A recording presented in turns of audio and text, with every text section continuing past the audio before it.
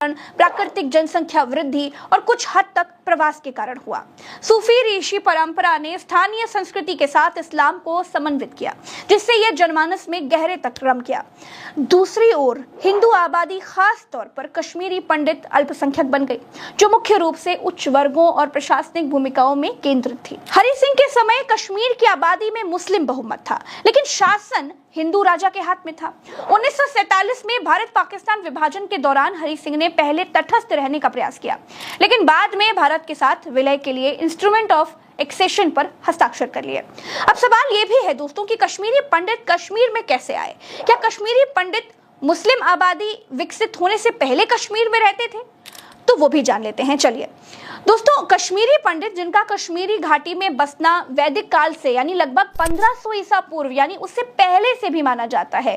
पुरातात्विक साक्ष्यों के अनुसार कश्मीरी पंडित आर्य समुदायों का हिस्सा थे, जो कि उत्तर पश्चिमी भारत या मध्य एशिया से कश्मीर की उपजाऊ घाटी में आए।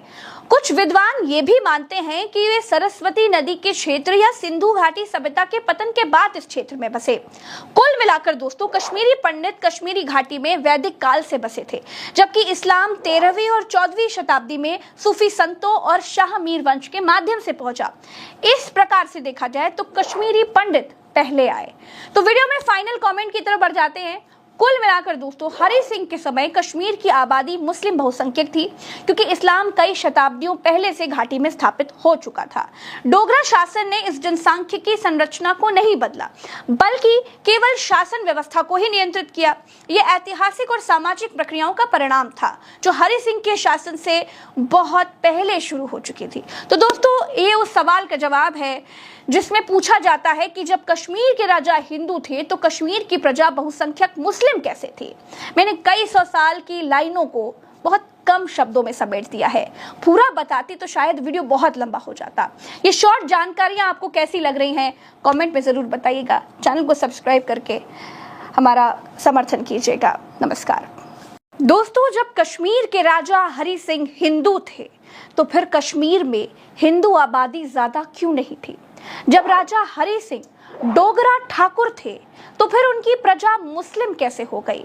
क्या शुरू से ही कश्मीर मुस्लिम बाहुल्य इलाका ही था? कश्मीर में फिर कश्मीरी पंडित कहां से आए? आज के इस वीडियो में हम इसी को समझेंगे।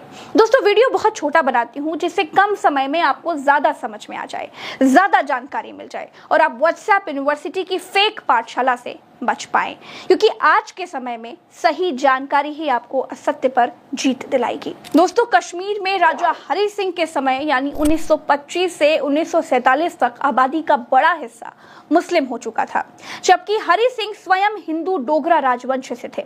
यह स्थिति ऐतिहासिक प्रक्रियाओं का परिणाम थी, जो कई शताब्दियों पहले शुरू हुई थी।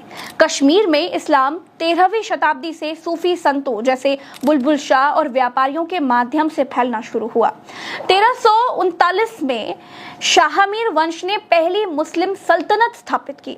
इस दौरान कई स्थानीय लोग, खास तौर पर निचली जातियां और बुद्ध समुदायों ने सामाजिक समानता और सूफी शिक्षाओं के प्रभाव में इस्लाम को अपना लिया। शाहमीर वंश 1339 से 1561 तक रहा।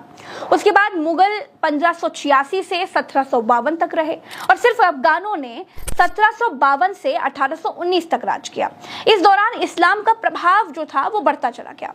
इन शासकों ने इस्लाम को बढ़ावा दिया, जिससे मुस्लिम आबादी धीरे धीरे बहुसंख्यक बन गई। हालांकि हिंदू और बौद्ध परंपराएं भी अस्तित्व में रही थी। इसके बाद 1846 में डोगरा राजवंश ने कश्मीर पर नियंत्रण प्राप्त किया।